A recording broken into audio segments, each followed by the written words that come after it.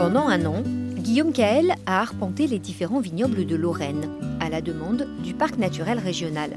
Avec ses petits boîtiers, 5 par vignoble, il a écouté attentivement les ultrasons émis par ses chiroptères pour en faire un inventaire, et ce qu'il a trouvé est plutôt réjouissant.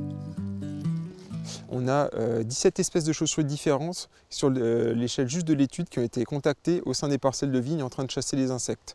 Donc 17 sur les à peu près 18 à 20 espèces qu'on aurait pu espérer avoir par rapport au territoire donné. Une richesse incroyable, car en plus d'être nombreuses, elles se complètent parfaitement pour dévorer plus de 70% des insectes ravageurs des vignes, chaque espèce ayant sa propre technique de chasse. Certaines chauves-souris comme le petit rhinelove qui a été donc capté dans ces parcelles qui va parfois se suspendre et chasser à l'affût en attendant qu'un insecte passe.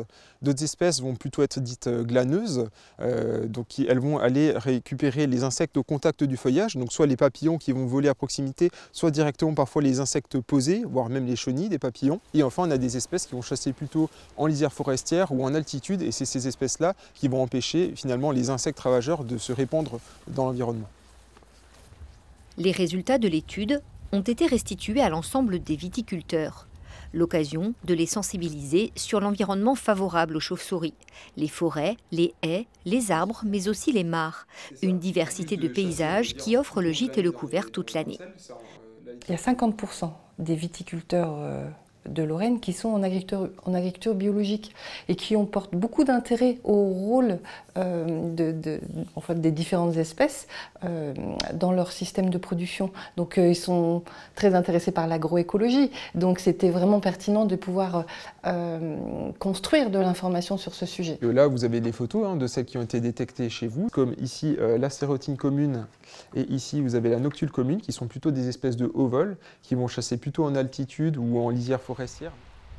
Ces chauves-souris se délectent notamment des tordeuses, sortes de papillons de nuit qui mangent les bourgeons et les grains, mais pas seulement. Pour nous, c'est important. On voit qu'on a une pression quand même d'insectes, là, quand on le voit depuis quelques années, avec les drosophiles qui nous posent de plus en plus de problèmes en fin de saison.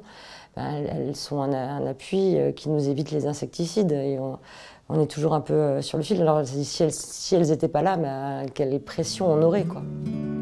L'autre intérêt de l'étude du parc, c'est de pouvoir accompagner les viticulteurs sur le maintien d'un habitat favorable aux chiroptères, comme ici sur le domaine des Béliers, avec la plantation de haies ou de pommiers, et bientôt la création d'une mare.